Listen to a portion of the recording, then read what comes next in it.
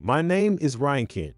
I've always loved playing games and end up playing for hours every day.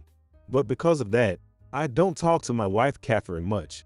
And Catherine is also partly to blame, as she always says, a man must be muscular and tall. I won't accept anyone else while watching gangster movies and looking down on me. It's been 3 years since we got married, but the conversation between us has become icy. On top of that, even though Catherine is a full-time housewife, she doesn't do any housework at all. She's always lying on the sofa watching gangster movies. So I'm always the one doing the cleaning. Thanks to that, I've become a neat freak. As long as I have my games, I can get through anything. And recently, I've been decorating my room with cute character figures, which is very soothing. I have a separate room from Catherine, so I'm enjoying it all by myself. I'm living a fairly enjoyable life. Catherine was cute and kind when we first met. That's why I've been enduring it all, waiting for the old Catherine to come back. One day, it was the release day of a new game I always play. I had pre-ordered it, but I went to the store early because I was curious. That's when I ran into Mr. Smith by chance. Mr. Smith noticed me and called out to me. Hey, isn't that Ryan? Long time no see. You really helped me that time. Hello. It's been a while. How have you been since then? As you can see, I'm doing great now. And that's all thanks to you, Ryan. Please, let's not talk about that old story anymore. I first met Mr. Smith about 10 years ago. I was eating lunch in the park during a work break when he suddenly started having trouble breathing right in front of me. I hurriedly took him to the hospital. So Mr. Smith, I'm like a hero, but I just did the obvious thing, and he still thanks me for it. By the way, have you changed jobs yet? If you're looking to find something else, I can introduce you to one. I don't have any plans to change jobs for now. I've been working at the same place for about 10 years, so it's a bit late for that. Anytime is fine. If you're in trouble, just let me know. I want you to be happy, Ryan. Thank you. By the way, what do you do for work? Oh, that's right. Mr. Smith hurriedly searched for his business card. He looks like a cool older guy, and judging from his appearance, he seems to be wealthy. I've met him a few times before, but I've never heard what he does. As I was talking to Mr. Smith, I saw Catherine's figure across the street. Catherine, who usually doesn't go out much, is in an unusual place for shopping. I wondered why Catherine was here. Hey, is that Catherine? I wonder what she's doing here. What's wrong? Do you know her? Yes, she's my wife. I see. Maybe she has some errand to run. It's unusual for Catherine to be in a place like this. I wonder if something happened. Maybe she's shopping, but I don't see any shopping bags. Mr. Smith, I'm sorry. I need to go for a bit. Oh, wait, I'll come with you. Mr. Smith was about to say something, but I followed Catherine, not wanting to lose sight of her.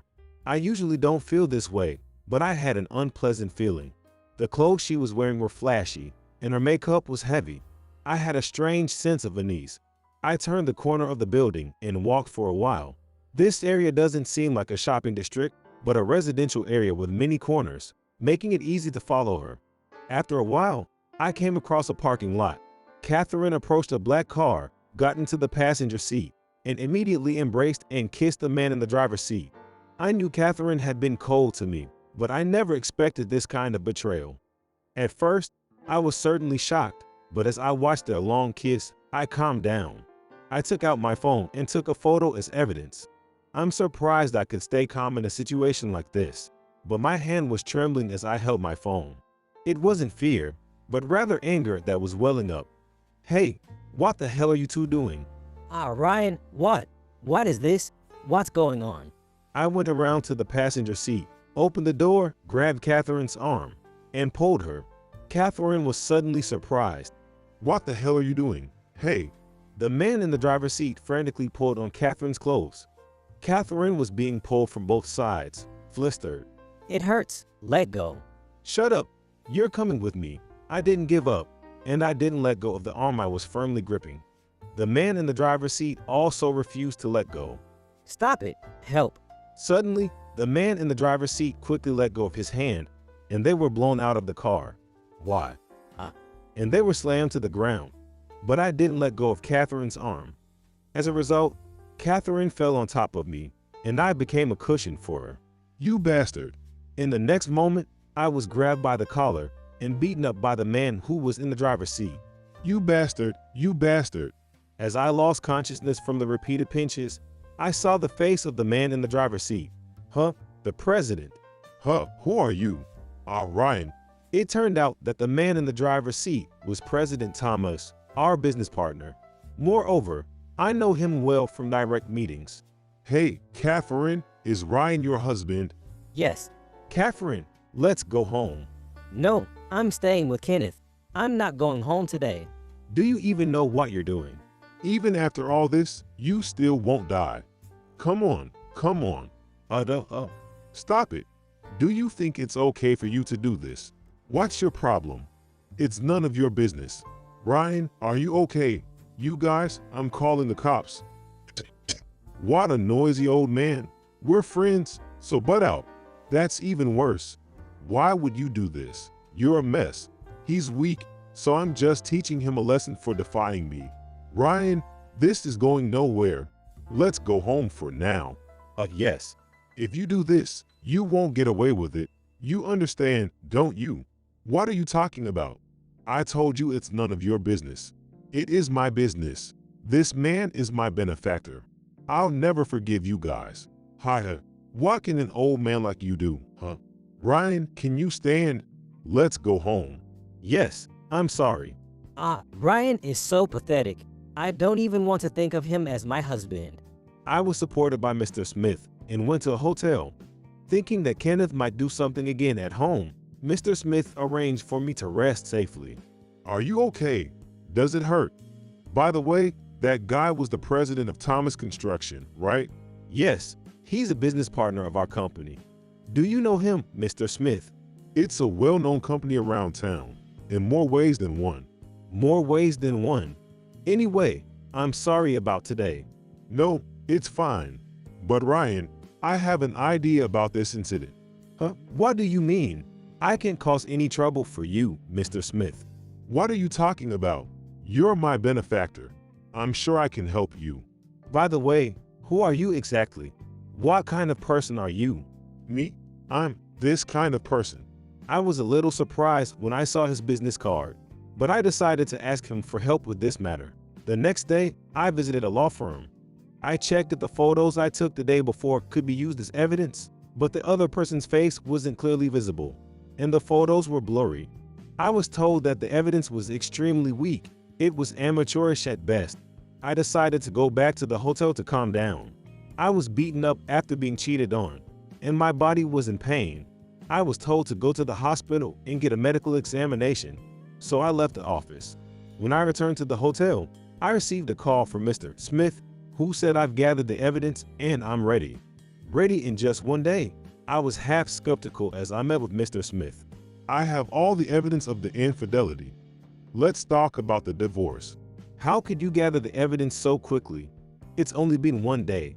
Haha, our staff is excellent, but you should still go to the hospital. Thank you very much. I'm sorry for the trouble. Don't thank me yet, but now I can finally give you back what's yours. The next day when I returned home, Catherine was still watching gangster movies nonchalantly. Ryan, you're back. This is my house, so you get out. This house is mine. The title is all in my name. It's you who has to leave. I've already changed the real estate to my name a long time ago. You're too slow to notice. There's no way you could have changed it without my consent. Don't you know Kenneth's power? He's an amazing guy, and he's so cool. You can't even compare to him, so you should learn from him a bit. You've been cheating shamelessly, and now you're turning it around on me. I have never even thought about divorce until now.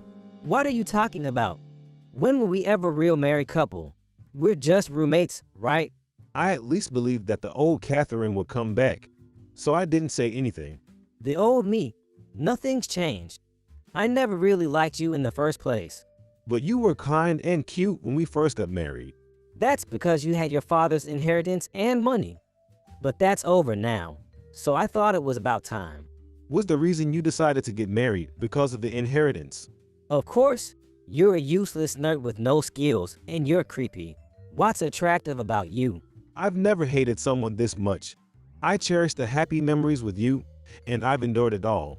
But now all those memories are tainted. Get out of here now. The alimony is $3,000. Do you even know your situation? You are the one leaving, and I have no intention of paying any money. I'm not proposing. This is a done deal. I'm saying I'll forgive you as long as you pay the $3,000 in infidelity damages, you piece of trash. I should be the one getting alimony. I had to live with a creepy guy like you. I can't forgive you anymore. I'll sue you for defamation. You're the one I'll never forgive. Oh, is that so? Then I'll call Kenneth. Just wait. This could have just been a simple divorce, but when he comes, your life is over. And so, the final showdown between Kenneth and I began.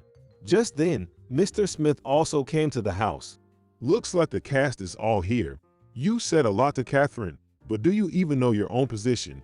If you pick a fight with me, I'll ruin your life. First, let's see. I'll destroy your company by suspending all transactions. What are you saying about causing trouble to Catherine? And the company has nothing to do with this. You're the one who picked a fight with me, so it's your fault. I'll make it so you can't work anywhere. Hey, if you destroy Ryan's company and do as you please, I'll destroy your company. Mr. Smith suddenly interjected, pulling out some documents. President Thomas's movements froze for a moment as he opened them. These are the details of your company's dummy account. And here's the evidence of the affair. You aren't the president, are you, Thomas? You pretended to be the president to get close to Catherine, right? You're married, aren't you? Huh, Thomas isn't the real president? The president of the company uses only his name to hide his slush funds. Right, Thomas Kenneth, your wife has been in a coma since the accident 5 years ago, right? He was cheating while his wife is in a coma. What a piece of trash. Hey, what's going on? Explain it to me. I didn't know anything about this. There's no way you could have known. Who the hell are you? I'm the president of the top media company, Moore & Moore Inc. What? I have all the evidence. The police will be here soon. Your life is over, you scumbag. Is that true? Kenneth, what's going to happen to me? What should I do from now on? How should I know? That's your problem. I'll just leave cash. Thomas Kenneth left, leaving $3,000 in cash, and abandoned Catherine. All right, Catherine, now it's your turn. Shall we get the money from you?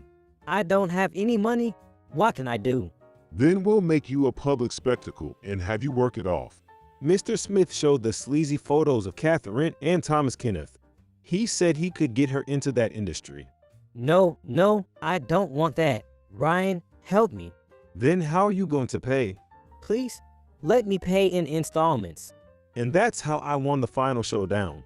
I'm truly grateful for all your help. It's thanks to you, Mr. Smith.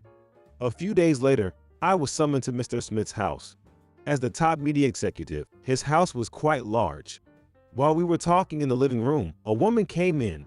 That woman was Mr. Smith's daughter, Alice. I froze for a moment when I saw Alice. Alice was a very beautiful and gentle woman. But what surprised me the most was that she looked just like the heroine of my favorite game. It was more than just a resemblance. She was practically the game heroine incarnate. This is my daughter, Alice. She's a model now. Come here, Alice. It's nice to meet you. I'm Alice. I've heard a lot about you, Ryan. You're a savior. Thank you for helping my father. Oh no, it's nothing.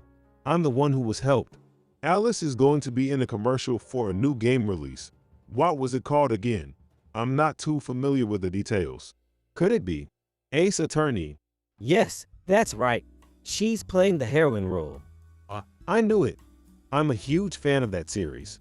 So you're a big gamer, Ryan? It's more than just big. I'm in love with games. Well, you seem like an interesting person. Would you like to come to the studio sometime? Oh, really? I have lots of merchandise. I'll give you some. Really? Is that true? I thought this was almost miraculous. But the miracles didn't stop there. I've always loved games, but at some point, I became more interested in creating them rather than just playing. I had actually made a few games and submitted them to the industry. It was just a dream, but I had never been selected before. A few days later, a game I had submitted a little while ago was selected. With this selection, I was able to get a job at the game company I love. It had been my dream to make games for a living, and the commercial that Alice was starring in was for that company. This became the catalyst for me to get closer to Alice, and we started spending more time together. A few years passed, and the game I had created was going to be released. And of course, the lead role was played by the exclusive model, Alice. Somehow, our company president also decided to have me appear in the commercial this time. Yes, I ended up co-starring in the commercial with Alice. As an amateur, the media coverage of the famous model and nerd collaboration made me quite a celebrity, and I experienced true happiness for the first time. And my private life also reached its peak. Are you really sure about me? I'm just a nerd, and I'm creepy, right? Tommy, you're a hero. Please keep me by your side. I wrapped Alice, who had shed her towel, in my arms, becoming her hero, and savored her ecstatic cries. A few days later, on my way back from a meeting, I ran into Catherine. Catherine was working in the sex industry. Ryan, long time no see. Congratulations on becoming famous. What's with the polite language? Since you've become famous, can we try again? You're only saying that because I'm famous now. I won't be fooled again. So it's no good, huh? With that rotten heart of yours, you'll never be happy. Why don't you try to change a bit? I'm rotten anyway. Goodbye. Catherine never changed. I was the one who had expectations. Divorcing her was the right decision, but I still hope that Catherine, the first woman I loved, can find happiness somewhere. After that, I decided to marry Alice, and our celebrity wedding made waves in society again. With Alice, who didn't judge by appearances, I learned the warmth of the human heart. It's my first time here, but the ocean is so beautiful. I come here often and always swim in this spot. This shoot was overseas, so I accompanied her. We're so busy that we can't even take a trip together, so this felt like a honeymoon. I'm thoroughly enjoying my first overseas experience. Alice is familiar with the area, so she's been guiding me around. This life is 180 degrees different from my life just a little while ago. I wonder if it's really okay for me to be this happy, but I think it's the result of all the endurance, so I'm just enjoying it. I want to love Alice for the rest of my life and continue being her hero. I may not be good at fighting and I'm scrawny, but I want to live with a heart that's bigger than anyone else's. The games I was called a nerd for since I was little have now become my dream job. Despite what people said, I'm really glad I persisted. People may call me a nerd or creepy, but there's nothing wrong with mastering something. People look down on appearances and slander, but individual uniqueness shouldn't be judged by others, and you don't have to give up. I truly believe that.